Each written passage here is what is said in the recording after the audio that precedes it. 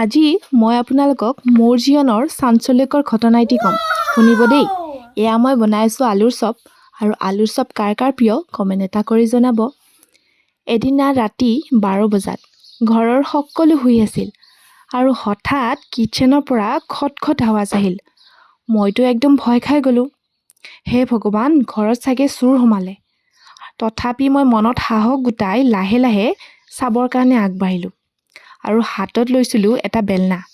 যেনিবা মই আজি চোৰৰ লগত বেলনাৰেই যুঁজিম আৰু। যি হওক, তাৰপিছত মই দুৱাৰ খুলি চালোঁ। এনেকুৱা লাগিছে যেন শব্দটো ফ্ৰিজৰ পৰা আহিছে।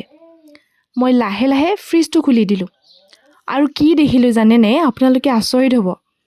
সেয়া চোৰ নহয়, সেয়া মোৰেই হাত আছিল আৰু মই নিজেই অন্ধকাৰত ফ্ৰিজ খুলি কেক খাবলৈ আহিছিলোঁ। পিছদিনাটো ৰাতিপুৱা মায়ে মোক ক'লে যে কালি ৰাতি কেকবোৰ কেনেকৈ কম হৈ থাকিল। মইতো একদম নিৰ্দোষ মুখ খুলি ক'লোঁ, জানেনে মা, মই কালি চাউণ্ড শুনিছিলোঁ, সেয়া চোৰেই আছিল।